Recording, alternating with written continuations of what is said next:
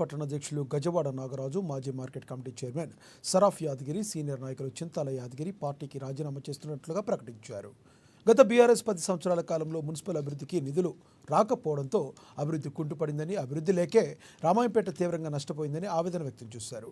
Municipality అభివృద్ధి కోసమే తాము పార్టీకి రాజీనామా చేసి ఎమ్మెల్యే రోహిత్ రావు, మాజీ ఎమ్మెల్యే మైనంపల్లి హనుమంతరావు హామీ మేరకు త్వరలో కాంగ్రెస్ పార్టీలో చేరుతున్నట్లుగా వారు ప్రకటించారు. రామాయంపేట మున్సిపల్ అభివృద్ధికి ప్రత్యేక నిధులు తీసుకొచ్చి అభివృద్ధి చేసేందుకు కృషి చేస్తామని వారు తెలిపారు. నామినేట్ చేయడం జరిగింది.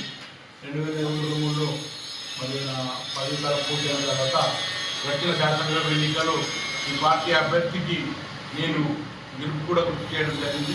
మరి రామాయంపేట గత 10 సంవత్సరాల నుంచి బీఆర్ఎస్ ప్రభుత్వంలో ఇలాంటి అభివృద్ధి జరగలేని ఉద్దేశంతో ప్రజలు మరి గెలుపుకు మరి వ్యతిరేకత వ్యక్తపరిచింది. దాన్ని నేను వర్తిస్తున్నా. అదే ఉద్దేశంతో, ఈ లక్ష్యంతో మేమంతా రాజకీయాలు దాదాపు 40 సంవత్సరాల నుంచి పనిచేస్తున్నాం. అయినా కూడా ఈ ప్రాంత అభివృద్ధికి నిర్లక్ష్యం గురైంది. మరియు నాకు హనుమంతరావు గారితో దాదాపు 22 సంవత్సరాల నుంచి సన్నిహిత్యం ఉంది. మా కుటుంబ సభ్యుడు. నేను రాబోయే రోజున ఆయనకు నేను వ్యతిరేకంగా పనిచేయదలుచుకోలేదు కాబట్టి తప్పకుండా ఆయన పిలుపు మేరకు నేను మరి ఈ రామాయంపేటను అభివృద్ధి చేద్దాం. తప్పకుండా డివిజన్ కూడా మరి కంప్లీట్ కాలేదు.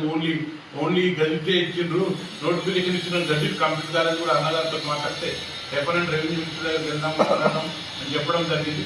తప్పకుండా ఆయనతో మేము 20 సంవత్సరాలు కలిసి పనిచేసాం కాబట్టి మరి అభివృద్ధిలో కూడా ఆయన శక్తివంతులు లేకుండా పనిచేస్తారనే నమ్మకంతో నేను ఇవాళ బీఆర్ఎస్ పార్టీకి మరి రాజీనామా చేశాను. కానీ ఈరోజు రామాయంపేట మున్సిపాలిటీలో ఉన్న యొక్క అభివృద్ధి కోసం మరియు నా వ్యక్తిగతంగా నేను అప్పుడు బీఆర్ఎస్ పార్టీ